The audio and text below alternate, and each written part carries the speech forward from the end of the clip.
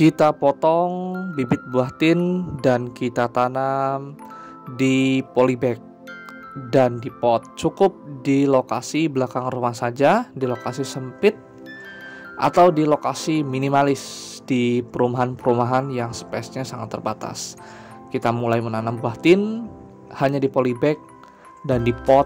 Buahnya bisa besar-besar, bisa panen setiap hari, bahkan bisa menjadi tanaman buah keluarga yang bisa kita konsumsi setiap harinya.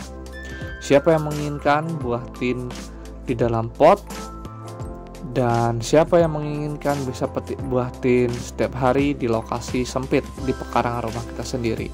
Simak video ini hingga habis, hingga selesai, karena tips menanam buah tin di polybag di lokasi sempit minimalis samping rumah bisa kita lakukan dengan mudah, cukup dengan bibit buah tin fresh cangkok seperti ini.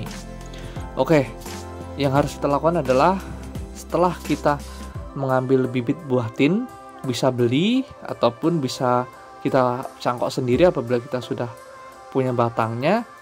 Lalu kita proses tanam.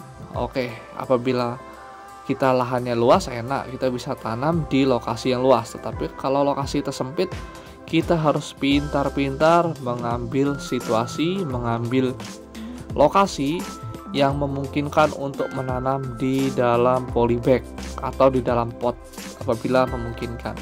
Nah, yang harus kita perhatikan dalam menanam buah tin di dalam pot dan di dalam polybag itu adalah media tanam. Media tanam harus bagus, pengairan harus cukup, dan penempatan si buah tin tersebut. Nah, kita mau kan bisa panen buah tin setiap hari, bisa petik buah tin setiap saat, cukup di belakang rumah atau di samping rumah kita sendiri. Siapa yang tidak mau? Nah, tetapi kita pun harus perhatikan kendala-kendala dan harus perhatikan juga tutorial dan cara menanam buah tin agar kita bisa menghasilkan buah tin yang berkualitas dan bisa berhasil.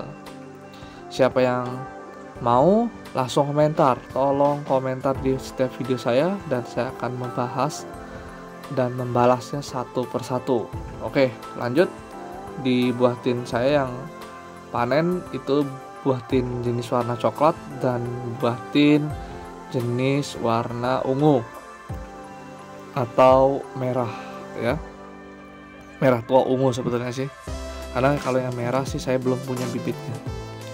Nah, yang harus kita lakukan adalah media tanam. Media tanam itu lakukanlah itu 3 jenis kalau saya. 50% itu tanah netral. Tanah netral itu jangan tanah yang sudah dipupuk, jangan. Tanah yang masih betul-betul netral. Bisa kita ambil di samping rumah atau di tanah galian, tidak masalah. Nah, lalu 25% untuk pasir sungai, kalau saya gunakan pasir laut boleh juga. Nah, 20% lagi itu adalah sekam atau kompos bisa, dan 10% itu saya gunakan itu bebatuan. Bebatuan itu di dasar ya, karena membuat pengairannya tidak terhambat. Karena kalau di dalam pot dan polybag itu kan terbatas. Kalau pengairan terhambat sangat-sangat fatal. Ini adalah part 2, kita lanjut part 3 selanjutnya.